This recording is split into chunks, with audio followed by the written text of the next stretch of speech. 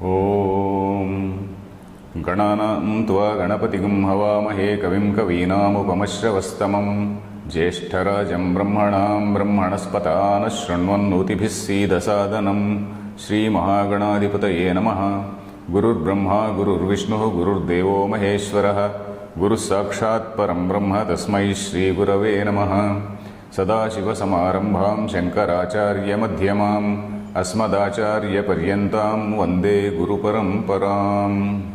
Om. Dear friends, in the last class we concluded the first chapter, that is Arjuna Vishada Yoga. We saw the Vishada, that is the sorrow of Arjuna, the causes for that. The second Adhyaya again starts with some more continuation of that Arjuna's Shoka and then gets into the main theme.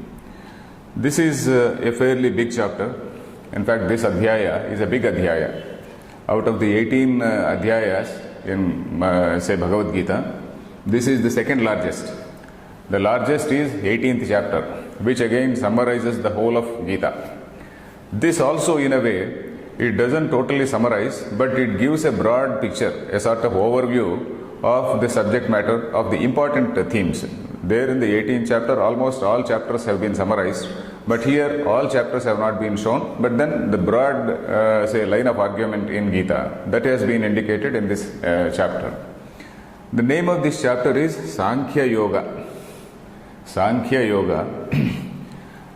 There is one school of philosophy that is among the same Astika Darshanas. I told you there are 6 Astika Darshanas. Nyaya, Vaisheshika, they are called sister, twin Samana Tantra. Samana Tantra means similar, having similar argument, line of thinking. Then Yoga and Sankhya, they are sister Darshanas. Then Purva Mimamsa and Uttara Mimamsa, they are again sister schools. So it is like that. Uttara Mimamsa is Vedanta, what we are studying. Purva Mimamsa, again we are going to discuss here in the same, probably in the next few shlokas only we will be seeing what is Purva Mimamsa, what is their line of argument, etc. So, in this among these 6 systems, I told one name called Sankhya. Sankhya was expounded by one sage called Kapila Maharshi. He wrote what is called Sankhya Sutras. So that Sankhya is different from what we are discussing here. There, the Sankhya, that name is derived from the 24 tattvas, the 24 basic constituents in this entire universe. It starts with Purusha, Prakriti. So in that Prakriti, what are the constituents? So these constituents have been enumerated. All their list has been given. So that is why it is called Sankhya. So that is a totally different one. There it is actually a dualist, they have got a dualist approach in the sense that Prakriti is one sentient thing, insentient thing, and Purusha, that is the sentient. Sentient is intelligent, one is intelligent and the other is inert. So that way there is a Purusha and a Prakriti. Purusha is intelligent, Prakriti is inert or unintelligent, in the sense Jada. So like that they have got a dualistic approach. But we are dealing with Vedanta, where there is a non-dual approach. So this Sankhya is different from that Kapila's Sankhya. That is the first thing which we have to keep in mind. And this Sankhya, actually, there is one commentator has given a big an etymological meaning. Samyak khyayate atma tattvam anena iti Sankyam. Samyak khyayate atma tattvam anena iti Sankyam. That is, atma tattvam is well established in this approach. So that is the meaning. Sankhya tattvam, samyak khyayate means it is very well elucidated. It is very well established in this particular Shastra. So that is why it is called Sankhya. Samyak buddhi is called Sankhya. Sankhya means Samyak buddhi, the right thinking. The right thinking is called Sankhya. Sankhyaya prakashyam atma tattvam Sankhyam. Sankhyaya prakashyam atma tattvam Sankhyam. That is, through this correct line of thinking, by this correct mode of thinking, you arrive at what is the nature of truth. Atma tattva means, Atma means truth only. Atma is truth. Atma Tattvam is correctly known in this line of thinking. So that is the meaning of Sankhya. So it means that this is a system which tells about what is Atma and what is Anatma. That is, what is the real thing, what is the Sat and what is the unreal thing. What is, say, the permanent and what is impermanent. And we have discovered, we've read some adjectives like Nitya, Shuddha, Buddha, Mukta, Swabhavaha. So we saw what is Nitya, what is Shuddha, what is Buddha. Nitya is eternal. That is beyond time, beyond the concept of time. After all, Maya and all these things, only when Maya manifests in that Brahman, then only the concept of time arises. Maya, from Maya again, this so-called universe, Akashat, Vayu, Vayu, Agni, all those things, they start in a sequence. Only then the concept of time arises. Prior to that, there is no concept of time. So Nitya is something which is beyond the concept of time. Shuddha. Shuddha again means pure. Simple meaning of Shuddha is pure. But the meaning in Vedanta is that which is unaffected by any of these, say, Upadhi dharmas. For example, you and I, we are also Chaitanya. But then our Antahkarana is a Upadhi. Our mind is an Upadhi for this Chaitanya. So there are certain Antahkarana dharmas. There are certain characteristics of this Antahkarana. So like, say, Kama, Krodha, Hrir, Dhir, Bhit, Yetat Sarvam Manayeva, that is what one Upanishad says. Kama, Sankalpa, Krodho, Vichikitsa, Hrir, Dhir, Bhit, Ityeta Sarvamana, all the emotions which arises in our mind, they are basically the Antahkarana. Kama, desire, that is one part of Antahkarana. Krodha, anger is one part of Antahkarana. Likewise, all other feelings which we have, Hrir, Dhir, Bhi, all this sense of fear and then sense of boldness, whatever it is, all senses of all human emotions, they are the Antahkarana. So this Chaitanya looks as though he is affected by this Antahkarana dharma. So we feel that this is our real nature. Whatever is this Antahkarana is doing is our real nature. That is what we feel. But it is not so. We should realize that we are pure Chaitanya. So that is the message of the Vedanta. So Shuddha means something which is unaffected by these Upadhi dharmas, these characteristics of this Upadhi. They don't affect that Brahman. Similarly, Buddha, Nitya, Shuddha, Buddha. Buddha is intelligence. Basically, the concept of intelligence beyond the idea of consciousness, that is pure consciousness. Prajnana, Ghana, that word also I explained in the beginning. Basically, it is pure consciousness pervading everywhere. So Mukta, so because it doesn't have any Upadhi dharmas, it is not affected by any of these say qualities or characteristics of the Upadhi. It is a Mukta. It is totally free. Not a Baddha, but the opposite for Mukta is Baddha. One who is bound is Baddha. One who is not bound is Mukta. One who is not bound or liberated, that is what is called Mukta. So Nitya, Shuddha, Buddha, Mukta, Swabhava is that Atma. So the Sankhya Tattva is going to say what is that Atma and what is that Anatma. How we are trying to superimpose the Antahkarana dharmas on the Atma.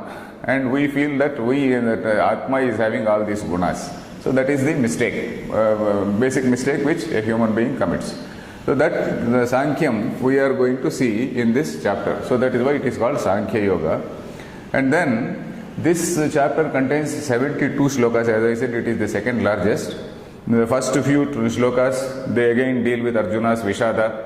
In first chapter, Arjuna was almost surely saying, I know everything, I know that this is adharma and whatnot. This battle is adharma and I don't want to fight. Then in the second chapter, somehow he realizes that there is a wiser man next to him, that is Sri Krishna. And then he feels, yeah, my thinking probably may be wrong. So let me seek his opinion. Then ultimately he becomes a Shishya. He is going to say, Shishyasteham chadhimam tvam prapannam. I am your Shishya, you teach me, you command me, you direct me. So that is what he is going to say. So that small transformation comes in Arjuna. So in the first chapter he was saying, no, nothing like that, everything I know. Even if Vedimam apratikaram te shastrapaneyaha hanyuhu tanme kshemataram bhavet. So he was in that mood. So now here somehow he realizes that it may not be true. So I am really in a moral confusion. Dharma sammudha chetaha pruchhamitvam dharma sammudha chetaha. So something like that he says. So I am in a state of moral confusion. So you please tell me. So that transformation we see in the first few shlokas, that is shloka 1 to 11. Then directly Lord Krishna plunges into telling him what is knowledge. Directly, the first dose is a strong dose of Jnana. What exactly is that ultimate reality, he tells. So that is that Jnana Yoga is described from, say, Shloka 12 to Shloka 30. That is purely deals with Jnana. Then again he tries to convince from the point of view of society. You have a status in society. You have got a stature. You have got a responsibility in society. Your actions are being examined. Your actions are being evaluated by your colleagues. So you have to see that you stand up and then keep up your prestige. We talk about prestige. So Lokadrushtya means from the point of view of the world, he tries to explain Arjuna's duty. So that there are a few shlokas from that point of view. Then the most important thing of the Gita is Karma Yoga. Karma Yoga is handled from 39 to 53. That Karma Yoga, fairly so many shlokas. Karma, what exactly is Karma Yoga? What is basic karma and what is Karma Yoga? That I am going to explain once this Shankaracharya's commentary starts. The first thing is he is going to do is that only. What is actual karma? Karma where one thinks I am the karta and I want the result of the fruit of that, result or fruit of that karma. When he feels, so that is a karma, pure karma, where the man will be moving in cycles. The second level is Karma Yoga, where he realizes that after all there is a better entity than me. I am not the karta. He theoretically knows something about what is truth, what is jnana and what is atma. Then he does karma in an Ishwararpana buddhi. But Ishwararpana buddhi is whatever I do as a sort of command from the Lord. This is my dharma. This is the dharma which is enjoined on me. This is a duty which is enjoined on me. So I have to do this job. So that is how he feels, and he doesn't want the fruit of that karma. Where he does a very, very selfless action, of course he gets the fruit. It is not as though he doesn't get the fruit. He gets the fruit, but he is not clinging on to that. He does it as a matter of duty. So it is basically a duty-bound approach. Duty-centered approach. In fact, our entire philosophy is a duty-centered approach and not a rights-centered approach. So you do your duty. So that is the thing. So the next thing is, the next section from 54 to 72, Krishna talks about Sthita Prajna. The same karma is done along with some jnana. An enlightened man sometimes. For example, King Janaka is there. King Janaka is an enlightened man. King Janaka you have heard? King Janaka is the main character in Yoga Vasishta. Not Yoga. Main character, of course, is Sri Rama, to whom Vasishta tells that Vedanta. But Janaka is one main character who is seen in that Yoga Vasishta. Not only in Yoga Vasishta, he is seen in several Upanishads also, some of the Upanishads also. So like that, Janaka was a very, very wise king. He was a king. And then at the same time, he was performing his duties, but at the same time he was doing it as an akarta. Karma yogi also, there is a karta in that. He is the karta, he knows, but then he does it in an Ishwararpana buddhi. But a jnani, when he does karma, he does it as an akarta. All these things we are going to see. I am going to explain. So this is basically the division. So he first tells about Sharanagati. Then he tells about Jnana Yoga, what exactly is pure path of knowledge. Then Lokadrushtya, from the point of view of the world, from the point of view of your own peers, your own colleagues, what is your dharma. Then he tells about Karma Yoga. Then he tells about Sthita Prajna, Jnani Karma, how a Jnani does karma. So these are the things. This basically is the main theme or the overall structure of this Sankhya Yoga. So we will see the first shloka. Let us read the first shloka. Sanjaya uvacha tam tatha krupaya vishtam ashrupurna kulekshanam vishidantamidam vakyam uvacha madhusudanaha. Okay. We have seen that Arjuna was krupaya avishtaha. Krupa, we saw, is extreme sense of compassion. Not a positive compassion, but a misplaced compassion, misplaced sympathy. Krupaya avishtaha. The overall meaning of the shloka is Tam tatha krupaya vishtam ashrupurna kulekshanam Vishidantamidam vakyam uvacha Madhusudana. Madhusudana is the subject here. Madhusudana is Lord Krishna. Lord Krishna saw this gentleman who has just collapsed in the base of this chariot, and then he is Vishidan, that is, he just collapsed or broke down, and then his eyes are full of tears. His eyes are full of tears, and he is having a plenty of sorrowful looks. Sometimes tears may be due to happiness also, but here it is not due to happiness. Akulekshana, akula, that is sorrowful, pensive looks. So that is the meaning of the shloka. We'll see the words. Tam tatha krupaya vishtam ashrupurna kulekshanam. Tam means here it refers to Arjuna. Saha tam Arjunam, tatha, in that manner, krupaya avishtam. One who has been possessed, almost possessed by krupa. Avishta means, it comes from the word avesha. Avesha, you know, somebody who is possessed by some goddess, it is called avesha, devata avesha. So here it is avishta, one who is possessed is avishta. Krupaya avishta, he has almost been possessed, he has been overwhelmed. His personality or his mind, his thinking has been overwhelmed by this sense of compassion. Krupaya avishta, ashrupurna kulekshanam. Ashru means tears. Purna, filled with tears. Ashru Purna. Akula. What is Akula? Akula means very, very sad, pensive, sorrowful looks. Akula. Akula plus Ikshanam. Akulekshanam. Akula plus Ikshanaha, Akulekshanaha. One who has sorrowful looks. Akulekshanam is Dvitiya Vibhakti. So Tam, that sort of Arjuna. These are all adjectives for that Arjuna. Arjuna is Krupaya Vishtaha, number 1. Number 2, Ashrupurna Kulekshanaha. Number 3, Vishidan. He is also Vishidan. Vishidan is one who has collapsed. Vishidantam is again the Dvitiya Vibhakti. Vishidantam. Idam Vakyam Uvacha Madhusudanaha. Madhusudana told this. So that is how it starts. Next shloka. Shri Bhagavan Uvacha.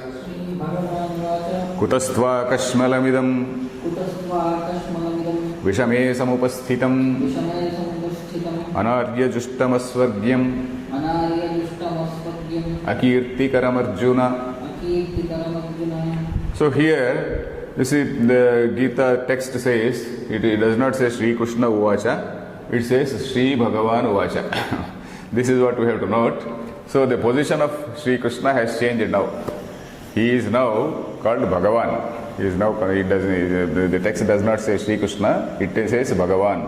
And the meaning of Bhagavan we saw earlier. Bhagavan having so many characters and so many, what are these characteristics of the Bhagavan and all that we read in the first chapter, I need not repeat. So this Bhagavan Uvacha, it indicates that hitherto Lord Krishna was a sort of charioteer. He was the man who was driving, he was a Sarathi. But here he becomes a real Sarathi to guide. He becomes the friend, philosopher and guide of Arjuna. In English we usually say friend, philosopher and guide. Here it is something more than that. He becomes the friend, philosopher and guide of Arjuna. He not only is the man who is driving the chariot and who has to take command from Arjuna, he is now the man who is commanding Arjuna. So the positions have slightly changed. In fact, Sarathi is one, Sarathi, you know, a person who is a driver. So Buddhi is Sarathi. In fact, there is a shloka there is a mantra in Kathopanishad. Atmanam Rathinam Vidhi Shariram Rathamevatu Buddhim tu Sarathim Vidhi Manah Pragrahamevacha Indriyani Hayanyahu. I'll tell the meaning first. The entire body, the whole physical body is compared to a chariot. The physical body, because with all these nuts and bolts and all that axle, wheel and yoke and all those things, this is called a chariot. It moves ahead. It moves either in a positive direction or in a negative direction. We cannot say. It may move in a positive direction, it may move in a negative direction, but it is a ratha. It is a ratha, it is a chariot which moves. What are the horses? Horses are our indriyas. The 5 senses are the horses. So the horses, they see something, they see something attractive, and then they drag this individual, they drag this ratha to that direction. The Ratha Swami, the owner of this Ratha, the person who is sitting in this Ratha is Atma, the personal self. Atma, it does not refer to that universal Atma, it refers to the Jiva. Atmanam Rathinam Vidhi. the karma phala bhokta, he is referred to here. Then Shariram Rathamevatu, Buddhim tu Sarathim Vidhi. Buddhi is something which is the discriminative state of the mind. The discriminative state of the mind is called Buddhi. Say in Vedanta, actually, I don't know whether I told you, mind is actually classified in 4 levels: Mana, Buddhi, Ahankara, Chittam. Did I tell you? Mano, Buddhi, Ahankara, Chittani, Naham. Shankaracharya's line is there. There he says, I am not Mana, I am not Buddhi, I am not Ahankara, I am not Chitta. So there are 4 levels in this Antahkarana. All these 4 are called Antahkarana. Manas is that which basically records something. I see something, it just gets recorded, but I don't know what it is. I have not applied my mind. I have not applied my mind to know or to decide what exactly it is. Or when I see something, my mind I have not applied to see whether it is right or wrong. Manaha. Buddhi is where I decide. Ahankara is I, the feeling of I. Ahankara does not mean ego. Ahankara doesn't mean pride. Usually in normal social parlance, when we say this fellow is an ahankari, we say this fellow is a very proud, arrogant fellow. Ahankara doesn't mean arrogance. Ahankara means the sense that I am the doer. I am seeing this. That sense of ahankara. When I look at a thing, yes, I see this watch. So that I feeling. Chitta is after these 3 stages. Then after some time you may recall. You may recapitulate and think over that. So that faculty is called chitta. There are 4 faculties within the mind. So Manobuddhya Ahankara Chitta Ninaham, as I was saying, that is Shankaracharya's line. All these 4 are not me. That is what Shankaracharya says. That is basically Antahkarana, which has all these qualities like Kama, Krodha, Dhihi, Bhihi, Hrihi, all these things, all these qualities are there. They are all Antahkarana dharmas, not the dharmas of the real Atma. So Atmanam Rathinam Vidhi Shariram Rathamevatu. I was referring to that mantra from Kathopanishad. Atma, that is Jiva, is the person who is there in that Ratha. Then Ratham is this physical body. Buddhim tu Sarathim Vidhi, and Manaha Pragraham Evacha. Mana, this Manas is there. This is something like Pragraha. Pragraha is the reins which hold these horses. You understand the reins who hold the horses. And this Mana has to be kept under control. By whom? By this Buddhi. Buddhi, which is the Sarathi. And then Indriyani Hayanyahu Vishayans Teshu Gocharan, it goes on like that. So here I was referring to Krishna. Krishna, he is the Sarathi. He is the person, he is now the person who is at the stage of that Buddhi. He is like that Buddhi. He is the man giving that Buddhi to Arjuna. He is the person who is guiding Arjuna to, he is telling Arjuna as to what is right, what is wrong, etc. He is telling him about his dharma from a very larger context. Arjuna is talking from a very small context. He is talking from the context of a Kulakshaya and things like that. Whereas he wants to give Krishna wants to give him a big picture. So that is the picture here. So Sri Bhagavan Uvacha Kutastva Kashmalamidam Vishame Samupasthitam.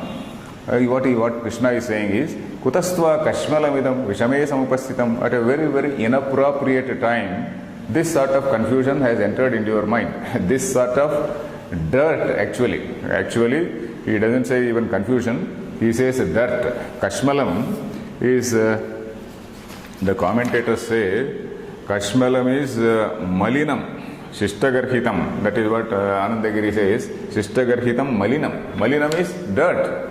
How has this dirt come into your mind? That is what he says. And what time? If you get this doubt somewhere, say a few days prior to war, it is okay. But right in the battlefield, in the middle of both the armies, how can you get this sort of dirt into your mind? Kutastva Kashmalamidam Vishame Samupasthitam. It has just befallen you. It has somehow overtaken you. How is it? Anarya Justam, Aswargyam. Anarya Justam is that which is condemned by all good people, that which is condemned by good people in society. And Aswargyam, it will certainly not lead you to Swarga, and then it will also damage your reputation. After all, he is talking at 3 levels. At one level, he is talking social level, your reputation. The second level is Swarga level, that is, you will not get Swarga. Then Anarya Justam, it is something which is not approved by say civilized people. by good people in society, responsible people in society. So that is what he is saying. Let us see the words. Kutaha tva. Kutaha plus tva becomes kutastva. Kutastva kashmalamidam vishame samupasthitam. Tva means tvam, that is you. Oh, you. Kutaha kashmalamidam vishame samupasthitam. Kashmalam means dirt, as I said. Kashmalam is malina.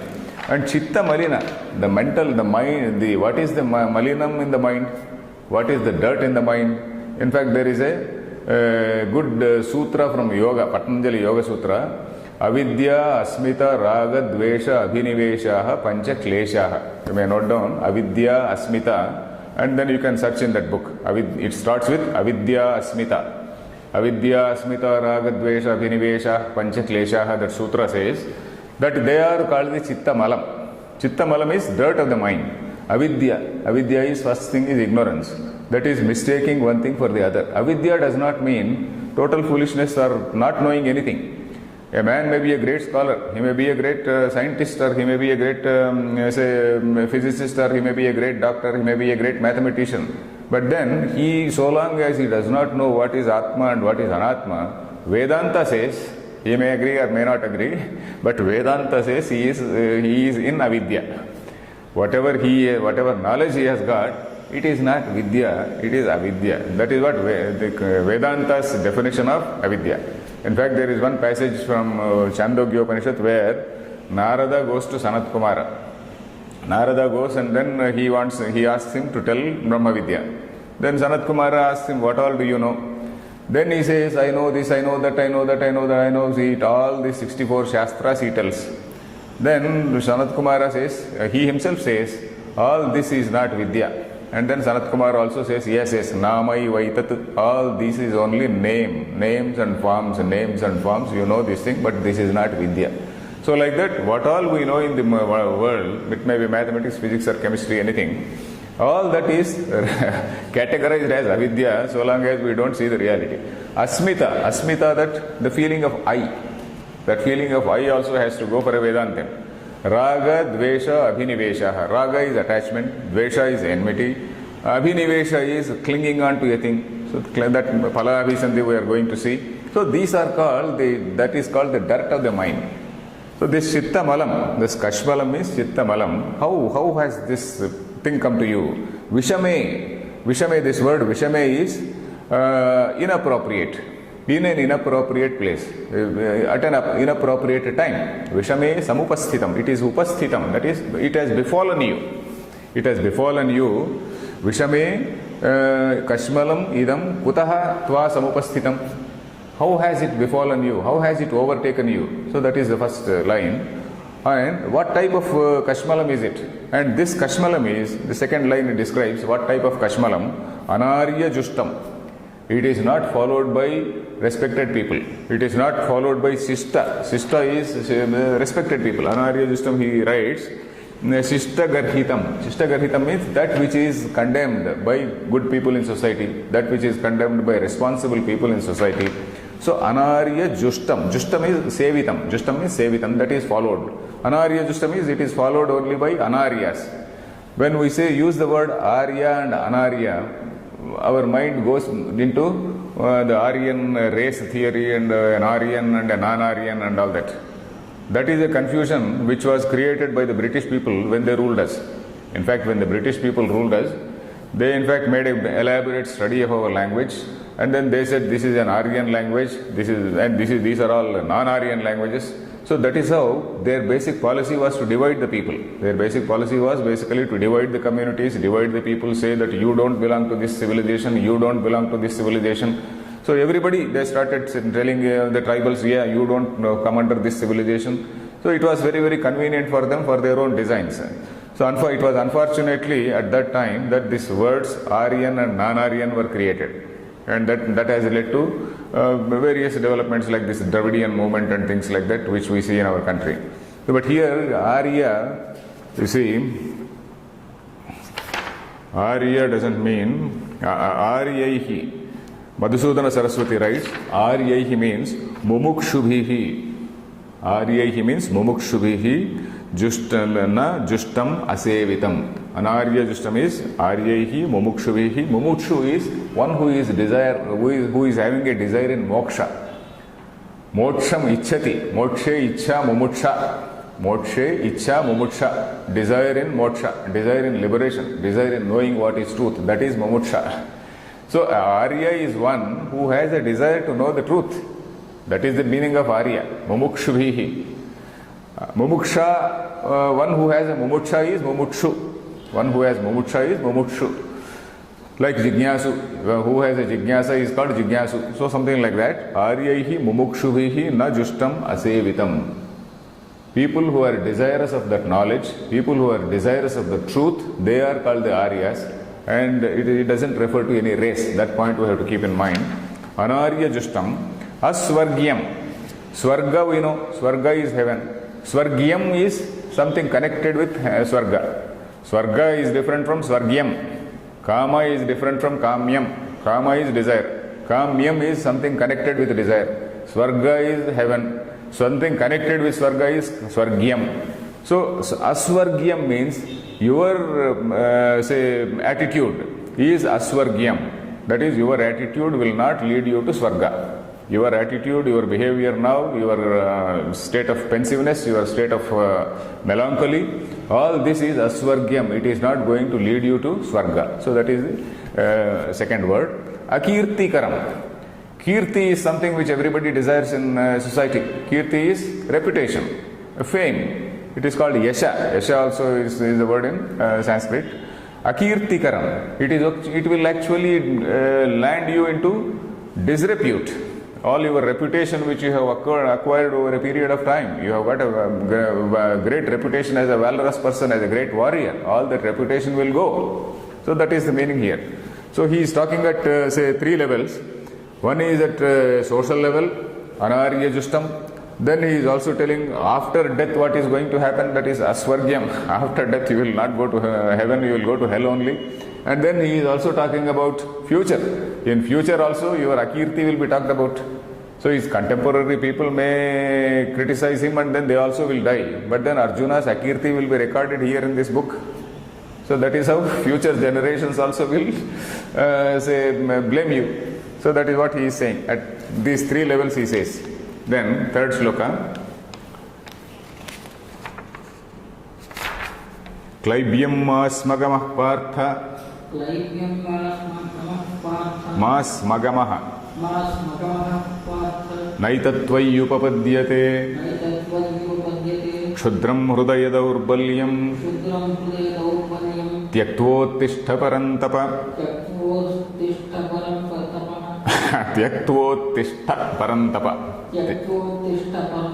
Tyaktva uttishta parantapa. Actually this is a small tongue twister for children.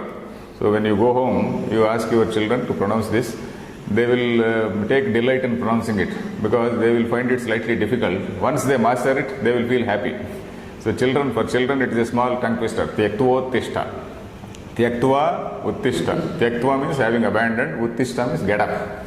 So this shloka says, Krishna is using rather harsh language. Don't become so unmanly.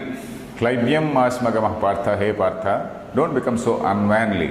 And it doesn't befit you. It doesn't suit you. You have been a valorous person. You are a man with great reputation. So it doesn't suit you. Kshudram hrudayadaurbalyam. You this petty weakness of heart. You abandon, you discard. Abandon is you reject, you discard this petty weakness of heart and then get up. Hey Parantapa, O slayer of enemies. So that is the meaning of him. That is the meaning here. Let us see the words. Klaibyam. The actual meaning of Klaibya is impotence. You know, Kliba is impotence. Klibatva is impotence. But here, by metaphorically, it means Adhairyam, Kliba Bhavam, Adhairyam. And another commentator says Nirviryatvam. Nirviryatvam also means impotence only.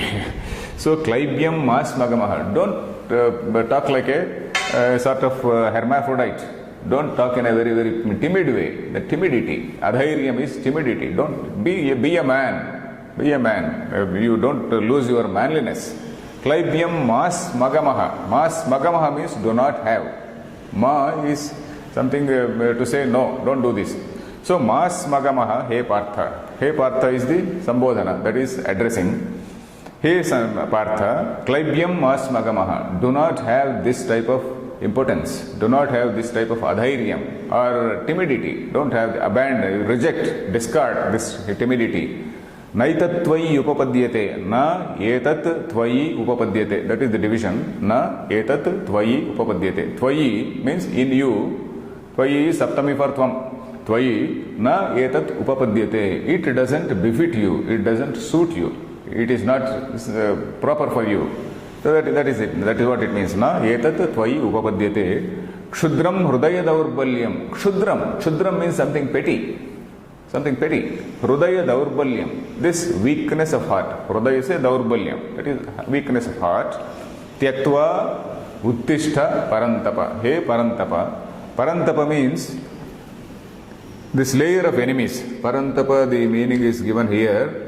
He parantapa, param shatrum tapayati. It is parantapaha. Paraha is shatrum. Para is the other man. But here it means, in the context of war, it means enemy. Parantapaha, tapayati. Param shatrum tapayati iti parantapaha. One who punishes his enemy, one who controls his enemy, one who overpowers his enemy. That person is called parantapa. So, hey Parantapa, you are known to be a Parantapa, you are known to be a warrior, you are known to be a vanquisher, a person who vanquishes his enemies. And you can't remain like this with this Hrudaya Daurbalyam, this petty faint-heartedness you can't have. And then this faint-heartedness, Tyaktva Uttishta. Tyaktva means having rejected, get up. Tyaktva Bhuktva means having eaten. Tyaktva, it is called Tva Pratyaya. Tyaktva means having rejected, you get up. That means you reject it, you throw it away and then get up. So that is what it means. Then, next shloka. Arjuna uvacha. Katham bhishma maham sankhye. Dronancha madhusudana. Ishubhih pratiyotsyami. Pujarha varisudana. So here he says, again he is advancing the same argument which he was doing in the first adhyaya. Katham bhishma maham sankhye drona. Oh, hey Madhusudana. Madhusudana again is the address, addressing Lord Krishna. Katham bhishma maham sankhye. Bhishma, how can I fight back? How can I fight back with arrows? These Bhishma and Drona, who actually deserve to be worshipped. Bhishma and Drona are elders. They are the highly virtuous people. They deserve to be worshipped. How can I fight? How can I fight back? How can I fling arrows on them? So that is the meaning of this shloka. You see the words. Hey Madhusudana, Sankhye. Sankhye is in the battle. Katham Bhishma Maham Sankhye Dronamcha Madhusudana. Katham Bhishmam Dronamcha. How can I? Katham Bhishmam Aham is I. Katham Bhishmam Dronamcha Ishubhihi Pratiyotsyami. How can I fight back? Pratiyotsyami. Yotsyami is in plural. Yotsyami is how can I will fight. Pratiyotsyami means fight back. I will fight back. Katham Pratiyotsyami means how can I fight back? Yotsyami is I will fight. Pratiyotsyami is fight back. Katham Pratiyotsyami means Kathamaham Pratiyotsyami means how can I fight back? It is again a rhetorical question which means I cannot fight back. I cannot fight back these people. I cannot fight. Ishubhihi. Ishu means an arrow. Ishubhi Pratiyotsyami. How can I shoot arrows on them? I cannot. Pujar, and what type of people are they? Pujar how plus Arisudana becomes Pujar ha Arisudana. Pujar how Arisudana. Pujar ha is one who deserves worship. Pujar how is Dvivachanam. You know Dvivachanam. Pujar how. Who Bhishma and Drona are Pujar how. They are the people who deserve to be worshipped. And then how can I shoot arrows on them? Hey Arisudana. Again he is calling them Arisudana. Ari is enemy. Sudana I said killing. Sudana means killing. Madhusudana is one who killed or slayed those two demons called Madhu and Kaitaba. I explained that story also. Madhu and Kaitaba. Madhu and Kaitaba, what they represent? They represent Rajoguna and Tamoguna. And it is not as though this Krishna is killing some other tribe, and it is not like that. It is not a tribal war, or it is not a racial war. It is basically war between good and bad. In all our Puranas, wherever you see, it is not something like what our communists are now saying or what some other people are saying. It is not something between Aryans and non-Aryans. It is not between North Indians and South Indians. It is not between Aryans and Dravidians. It is not like that. Unfortunately, till recently, even Tamil Nadu people, they were say doing some Ravana Leela. They were saying that Ravana was a Dravidian. But somebody told them, no, Ravana was not a Dravidian. Ravana was reading Vedas. You see this Sundarakanda and all other books. Ravana was a very great scholar in Vedas. And then Ravana was a Brahmin. You know that? Ravana was a Brahmin and Ravana was a very great scholar. And when Lord Hanuman goes to, say, Lanka, he listens to all this Veda Ghosha, all this Rakshasas reciting Veda. There is a saying in English also, like the devil quoting the scripture. The Rakshasa also can quote the scripture, but then he can be a bad fellow. So we have to understand, whenever we use the word killing, it doesn't refer to some physical killing, or it is basically a metaphorical thing which was told in those days to explain to common people. Common man, he wanted a story. To a common man, you can't give great philosophy. All theoretical concepts you can't explain to common man. So in those good old days of innocence, so our people, as a matter of design, they evolved some small stories, and then in the form of stories, they told these things. And then these Puranics also at that time, they knew the Vedanta, not like the present day Puranics. Very few of them, they read Vedanta. They only, if you just read Purana, you are doing a great harm to our own Siddhantam, our own doctrine. You will be doing a great harm if you do not read Vedanta and if you read only Purana. So this here Arisudanam is killer of enemies. So he is saying, how can I fight back? So next shloka. Guruna hatva hi mahanubhavan Shreyo bhoktum bhaikshamapīha loke Hatva apīha loke Hatvartha kamanstu guruni haiva Bhunjiya bhogan rudhira pradigdhan. So he is again, Arjuna is again saying, how can I kill these great souls? Mahanubhava is a great soul. How can I fight these great souls? And then, instead of killing these people and then enjoying this, instead of killing these people and enjoying this kingdom, it is better to do bhikshacharyam. Bhikshacharya is mendicancy, go on begging. Bhikshacharyam is to live by begging. Better to do begging and then live. So that is what he is going to say. Hatvartha kamanstu guruni haiva bhunjiya bhogan rudhira pradigdhan. On the other hand, if you kill these gurus, what will happen? We will be eating food which is soaked with blood. In the war, when all the people are killed, and then when you are enjoying the so-called enjoying that food or enjoying the benefits, you are basically eating the food, blood-soaked food. In olden days again, when somebody conquered in an adharma way, some people conquered and then slaughtered people, millions and millions of people, what all they eat is blood soaked with, food soaked with blood only. So that is what he says here. So let us see the shloka. Gurun ahatva hi mahanubhavan shreyo bhoktum bhaikshamapīha loke. So the word order is very important here. Word order we have to see. The word order is like this. Mahanubhavan Gurun Ahatva. Mahanubhavan Gurun. Mahanubhava. Who are the Mahanubhavas? Great soul. Maha plus Anubhava. That is great souls. People who are really, Mahanubhavaha. Shruta Dhyayana Tapa Acharadi Nibandhanaha.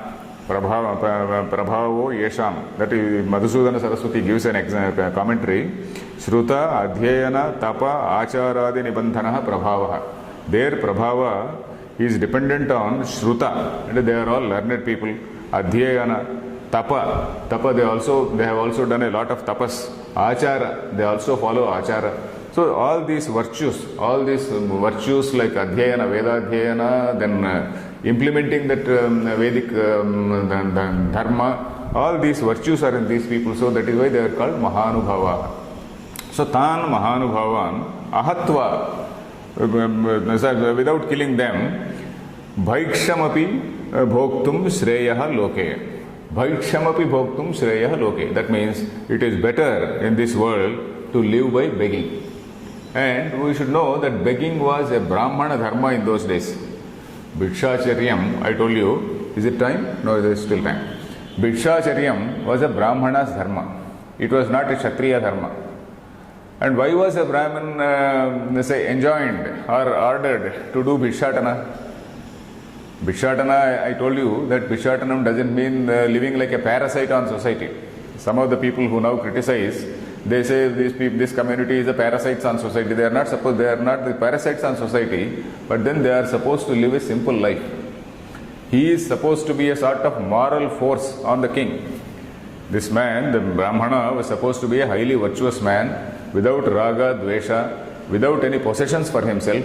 That basic difference was that a person who is settled in Sattvika Guna, who is settled in this Sattva Guna, who doesn't have greed, and then who is supposed to exercise a sort of moral force when the situation comes, when it needs. He is supposed to be an advisor to the king. So in any society, there is a need for somebody, there is a need for some agency to be a moral force. At any time, at any point of time. Suppose the present day society, can you visualize some moral force in society? Of course, Brahmins are not Brahmins any longer, in the sense that we are not leading such simple lives. We also acquire property, and then because society has changed so much, there is so much of social change that the Brahmana, nobody is following the so-called dharma which was originally enjoined on them. So who is having a moral force in society? For example, judiciary is supposed to be one thing which should be above all things. We don't know whether judiciary are really exercising that moral force. Then journalists, the media, that is supposed to be the fourth estate. Are they really exercising a moral force? It is again doubtful, because every political party is having its own mouthpiece. So it is very doubtful. Suddenly somebody like Anna Hazare or somebody like Ramdev gets up and then they try to roar. But then suddenly the government discovers some small flaw, some income tax problem or something like that, and these people who who want to roar, they mew like a kitten. So that is how they become. So, but unfortunate, it is very, very unfortunate that so-called moral force in society is almost disappearing. That moral force has to be there in society, and who has to do that moral force? The intelligentsia in society, the so-called intelligentsia. Unfortunately, that also is again divided on party lines. You can have some left-wing intellectual or some right-wing intellectual or some other intellectual, but no intellectual who is interested in the country. Somebody who is having a nationalist spirit. That spirit is not there, the positive thing and then all-inclusive spirit, that is not seen. So the basic problem is that. So this Brahmana dharma was to live by begging. From that point of view, we slightly deviated. Bhaikshamapi iha loke atvartha kamanastu gurunihaiva bhunjiya bhogan rudhira pradigdhan. The second line also we have to see. Gurun tu, here hatva arthakamanustu. Tu means on the other hand. First line he said Guruna hatva, instead of killing the gurus we will as well live by begging. Tu, on the other hand, he gives a second option. Gurun hatva arthakaman ihaiva bhunjiya. Arthakaman, this artha and kama, we will be enjoying. Bhunjiya means enjoying. Bhunjiya bhogan, rudhira pradigdhan bhogan. Rudhira pradigdhan. Rudhira means blood. Rudhira pradigdha is something which is soaked with blood. What is it which is soaked with blood? Artha and kama. Whatever pleasures you are enjoying something, you are having some property, you are having some ornaments, you are having a building. All these things are soaked with blood. That is what he says. Bhunjiya means not literally eating, enjoying. On the other hand, by killing these gurus, what will we be doing? We will be enjoying all these bhogas, all these aishwaryam, all these bhoga, objects of pleasure, which are all these objects of pleasure are soaked with blood. Bhogan Rudhira Pradigdhan. So that is what he is saying here. Then the next sloka, Nachaitad Vidmaha Kataranno Gariyo Yadva Jayema Yadivano Jayeyuhu Yaneva Hatvana Jijivishamaha Yaneva Hatvana Jijivishamaha Tevasthita Pramukhe Dhartarashtraha. Okay. So here he says, we do not know. First, this earlier shloka, he said two alternatives. One is, it is better to do bhikshatanam. Or on the other hand, if we kill these people, we will be enjoying all these blood-soaked objects of pleasure. Then, this Nachaitad Vidmah Kataranno Gariyo. This particular part is connected to the earlier shloka also. One of the commentators, they have connected this with the earlier shloka. Nachaitad Vidmah Kataranno Gariyo means, we do not know which one is better.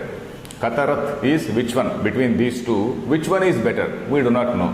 Here, first he said Bhikshatanam is one, then eat the blood-soaked, have the blood-soaked pleasures. So these two options, we do not know which one is better.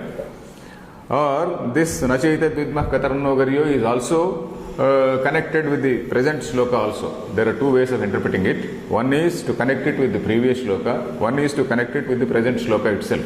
The present shloka, it means Yadva Jayema Yadiva no Jayeyuhu. Yadva Jayema. We do not know whether we win or whether they are going to win. We do not know if we are going to win or if they are going to win. Yaneva Hatvana Jijivishamaha Tevasthita Pramukhe Dhartarashtraha. And those Dhartarashtras, Dhartarashtra is sons of Dhritarashtra. Sons of Dhritarashtra are called Dhartarashtraha. Those Dhartarashtras, they are available in front of us, whom we do not want to kill. And Yaneva Hatvana Jijivishamaha. We don't want to live after killing them. We don't want to live after killing them. So such people, that is such sons of Dhritarashtra, who are all our brothers only, they are standing in front of us. Pramukhe, that is standing in front of us, they are all available here. So that is the meaning of the shloka. So the first line, Nachaitad Vidmah Kataranno Gariyo, is it can be either connected with the previous shloka or it can be connected with the present shloka itself. In the present shloka, it means Nachaitad Vidmah Kataranno Gariyo. Which one is better? Which is Yadva Jayema Yadivano Jayeyuhu. We do not know whether we win or they win. Yadva Jayema, whether we will win. Yadiva, otherwise. Naha Jayeyuhu. Naha means us. Te Jayeyuhu. They will win over us. They will have victory over us. So that is what it means. Yaneva Hatva na Jijivishamaha. Yan Hatva na Jijivishamaha. Jijivisha is Jivitum Ichha. That is desire to live is called Jijivisha. Na Jijivishamaha means we are not desirous of living.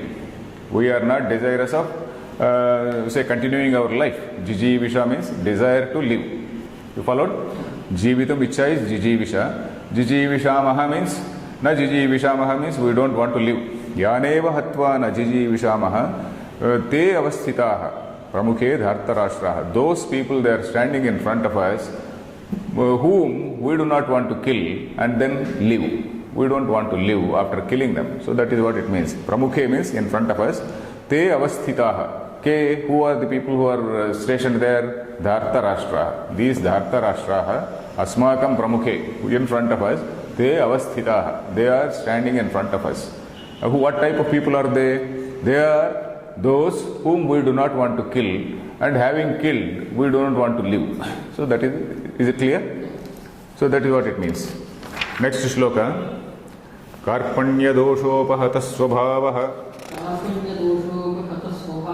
pruchhami tvam dharma sammudha chetaha yat shreyasyan nishchitam bruhi tanme. Nishchitam bruhi tanme. Shishyasteham chadhimam tvam prapannam. So here Arjuna is surrendering. In fact, this shloka is praised by many people as a Sharanagati shloka. This shloka and the next shloka, the next two shlokas, they are called the Sharanagati shlokas. Sharanagati is, what is Sharanagati? Surrender. Surrender before God. So that is Sharanagati. So this shloka, in this shloka he says, Arjuna he is saying, he is using some key words, Karpanya dosha, then Dharma Sammudha Cheta, then he is using the word called Shreyaha, then he is using the word called Shishya, then he is also saying Aham Prapannaha. Prapannaha means one who has almost fallen at the feet. So that is what he says. Let us see the meaning. Karpanya doshopahata svabhavaha pruchhami tvam dharma sammudha chetaha.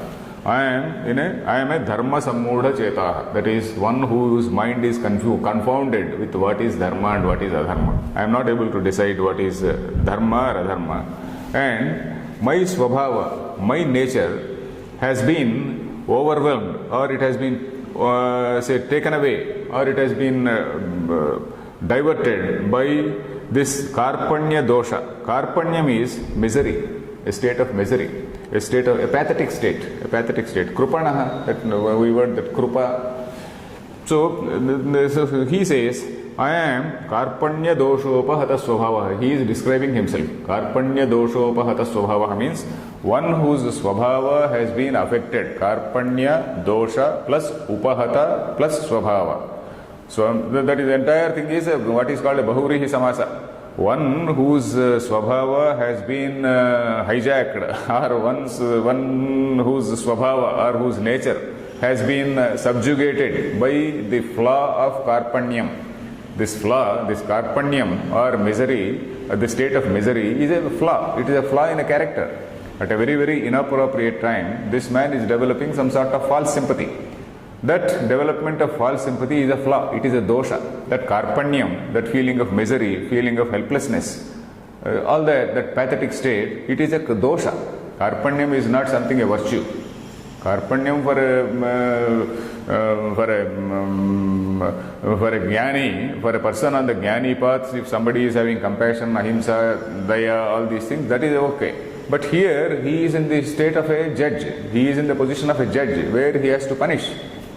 So that karpanya becomes dosha.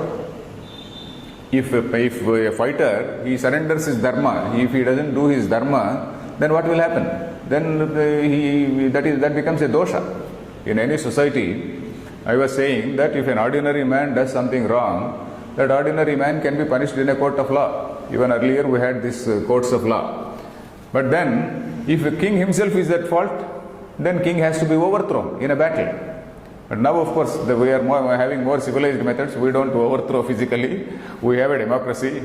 And then, in fact, I happened to hear Clinton's speech last night. Bill Clinton, in connection with this American election, he was giving a speech. Enumerating all the defects of the Republican Party. So that is what we do now. So opposition party has always to fight. If the opposition party, they develop a sense of vairagya, then it is a social crime. If suddenly our opposition, whatever is the opposition here or in Delhi, if these people develop vairagya, they are doing a social crime, because they will be allowing more and more scams, they will be allowing more and more looting. So a man in the opposition is supposed to fight. So that is what it is. Arjuna is in that shape. He is in that medieval age. So he is at that time, there was no, because this sort of structure was not there. At that time, the only way was to overthrow an Adharmika Raja. Adharmika Raja is a king who was there in Adharma, who was settled in Adharma. So that man has to be overthrown in a battle. So that is his duty. So this Karpanya will become a dosha for such a man. Karpanya is not going to be a virtue. Karpanya dosha upahata svabhavaha pruchhami tvam dharma sammudha chetaha. Is it time? Only 1 minute. We will read this line. Pruchhami tvam dharma sammudha chetaha. Dharma sammudha. This mudha word also I explained. This mudha comes from moha. Moha is delusion. Delusion means seeing something as something else. Not having a correct perspective. That is moha. One who is having moha is called mudha. Moha, from moha, the word mudha comes. Dharma sammudha, that means he is not able to see what is dharma and what is adharma. His mind, chetaha is chittam, mind, his mind is not able to decide as to what is dharma and what is adharma. That is dharma sammudha chetaha. Yat shreyasyat nischitam bruhi tanme shishyasteham shadimam tvam prapanna. So I think we will continue in the next class. Next class we will come to, we are just very, very close to Shankaracharya's Bhashyam. Next class we will definitely come to Shankaracharya's Bhashyam.